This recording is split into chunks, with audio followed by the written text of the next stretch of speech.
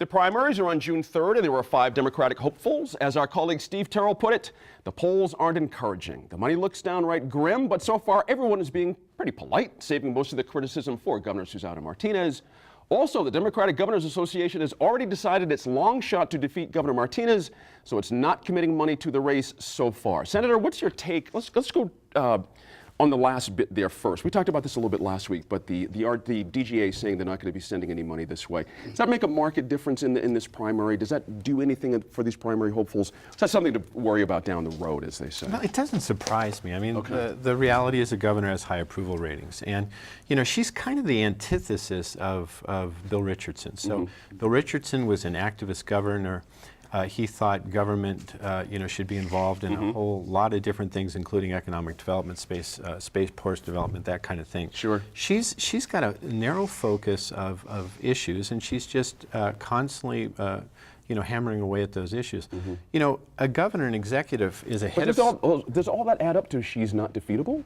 I hear what you're saying, but it's interesting to hear this quote from the DGA about this, that it just sounds like a white flag's going up. Does anybody need that at this point? Yeah, I mean, I think she's going to be really, really tough to beat. She's popular. Okay. You know, head of state, head of government. Her policy positions are very focused, very small in comparison to Bill Richardson. Her ceremonial duties, she takes a lot of time doing that, getting out, giving talks, meeting kids, that kind of stuff, meets people, connects to people. Susana Martinez people like her. I think that's a huge issue. When they meet her, they shake her hand, they feel warmth, and they like her. So she's going to be tough to beat. Sure, absolutely. Sophie, let's kind of go down the list here.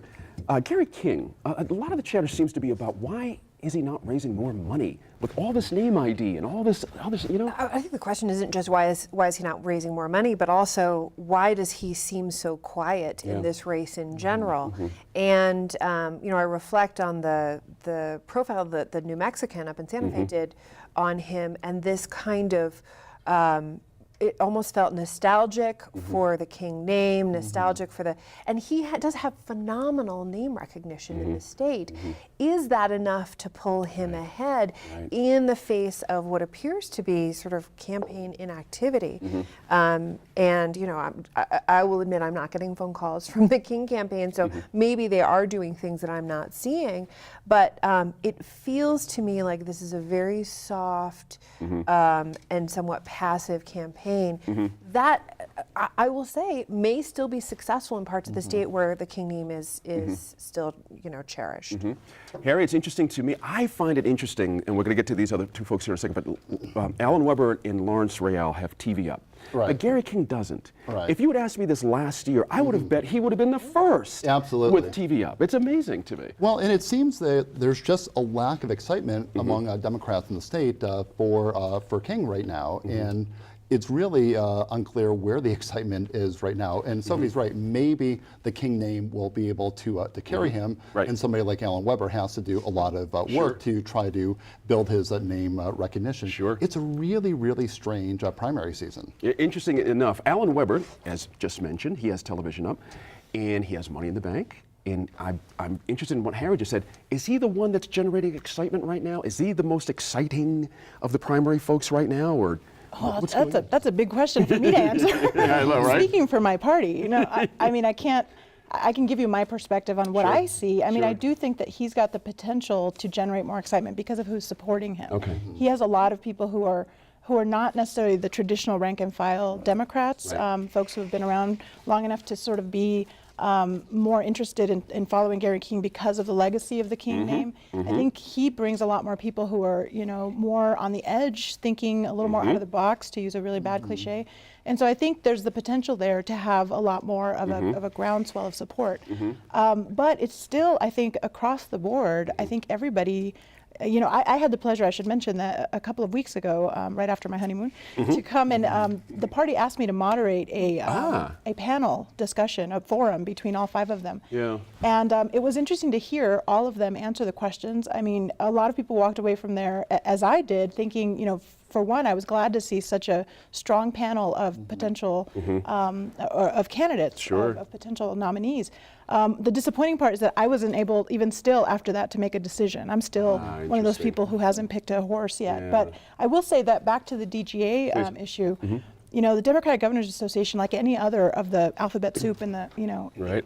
back in the Beltway, they look at numbers. They look at polling, you know, one point in time, and they make a decision based on limited resources. That isn't something that's chiseled in stone. It's something that changes depending on how they see the things picking up or not.